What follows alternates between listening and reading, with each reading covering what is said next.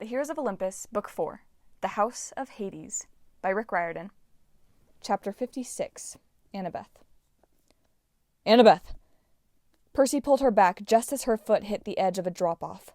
She almost pitched forward into who knew what, but Percy grabbed her and wrapped her in his arms. "It's okay," he promised. She pressed her face into his shirt and kept her eyes closed tight. She was trembling, but not just from fear.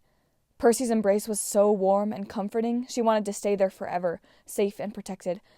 But that wasn't reality. She couldn't afford to relax. She couldn't lean on Percy any more than she had to. He needed her, too. "Thanks." She gently disentangled herself from his arms. "Can you tell what's in front of us?"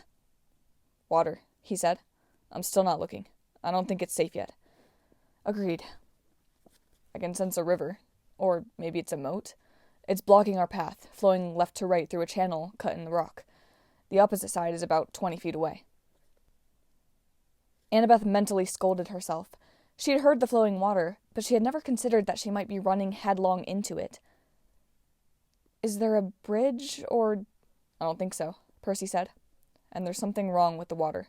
Listen." Annabeth concentrated. Within the roaring current, thousands of voices cried out, shrieking in agony, pleading for mercy. "Help!" they groaned. "It was an accident!" "The pain!" their voices wailed. "Make it stop!" Annabeth didn't need her eyes to visualize the river, a black, briny current filled with the tortured souls being swept deeper and deeper into Tartarus. "The River Acheron," she guessed. "The 5th river of the underworld."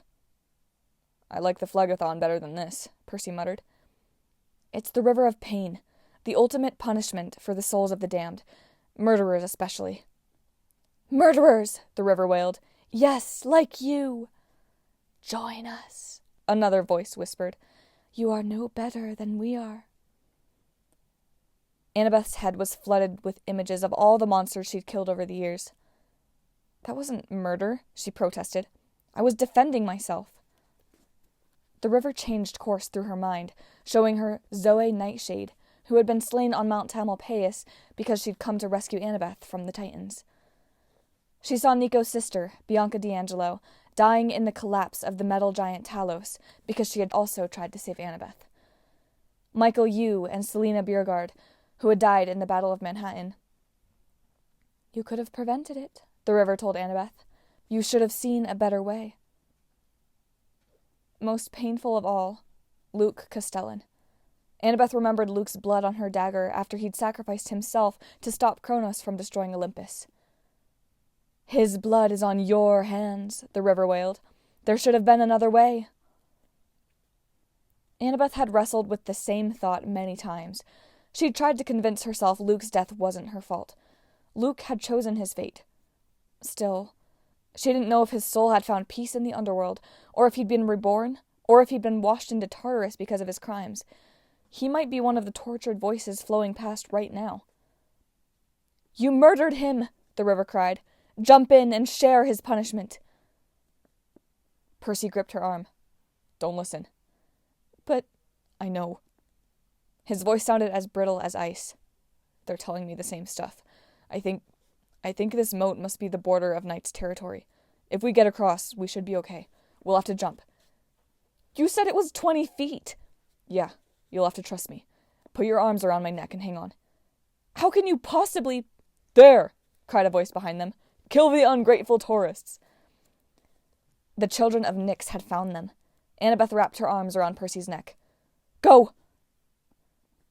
With her eyes closed, she could only guess how he managed it. Maybe he used the force of the river somehow. Maybe he was just scared out of his mind and charged with adrenaline. Percy leaped with more strength than she would have thought possible. They sailed through the air as the river churned and wailed below them, splashing Annabeth's bare ankles with stinging brine. Then, clump! They were on solid ground again. "You can open your eyes," Percy said, breathing hard. "But you won't like what you see." Annabeth blinked. After the darkness of Nyx, even the dim red glow of Tartarus seemed blinding. Before them stretched a valley big enough to fit the San Francisco Bay. The booming noise came from the entire landscape, as if thunder were echoing from beneath the ground. Under poisonous clouds, the rolling terrain glistened purple with dark red and blue scar lines. It looks like... Annabeth fought down her revulsion. Like a giant heart. The heart of Tartarus, Percy muttered. The center of the valley was covered with a fine black fuzz of peppery dots.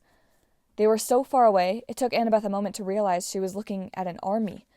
Thousands, maybe tens of thousands of monsters gathered around a central pinpoint of darkness. It was too far to see any details, but Annabeth had no doubt what the pinpoint was. Even from the edge of the valley, Annabeth could feel its power tugging at her soul. The doors of death. Yeah. Percy's voice was hoarse. He still had the pale, wasted complexion of a corpse, which meant he looked about as good as Annabeth felt. She realized she'd forgotten all about their pursuers. What happened to Nyx? She turned. Somehow they landed several hundred yards from the banks of Acheron, which flowed through a channel cut into black volcanic hills. Beyond that was nothing but darkness. No sign of anyone coming after them. Apparently, even the minions of night didn't like to cross the Acheron. She was about to ask Percy how he had jumped so far when she heard the skittering of a rock slide in the hills to their left. She drew her drakenbone sword. Percy raised Riptide. A patch of glowing white hair appeared over the ridge, then a familiar grinning face with pure silver eyes. Bob? Annabeth was so happy she actually jumped. Oh my gods! Friends! The Titan lumbered toward them. The bristles of his broom had been burned off. His janitor's uniform was slashed with new claw marks, but he looked delighted. On his shoulder, small Bob the kitten purred almost as loudly as the pulsing heart of Tartarus. I found you! Bob gathered them both in a rib-crushing hug. You look like smoking dead people. That is good. Ugh, Percy said. How did you get here? Through the Mansion of Night? No. Bob shook his head adamantly. That place is too scary. Another way. Only good for titans and such. Let me guess, Annabeth said. You went sideways. Bob scratched his chin, evidently at a loss for words. No. More diagonal. Annabeth laughed. Here they were, at the heart of Tartarus, facing an impossible army. She would take any comfort she could get. She was ridiculously glad to have Bob the Titan with them again. She kissed his immortal nose, which made him blink. We stay together now? He asked. Yes, Annabeth agreed. Time to see if this death mist works. And if it doesn't... Percy stopped himself. There was no point in wondering about that. They were about to march into the middle of an enemy army. If they were spotted, they were dead. Despite that, Annabeth managed a smile. Their goal was in sight. They had a Titan with a broom and a very loud kitten on their side. That had to count for something. Doors of death, she said. Here we come.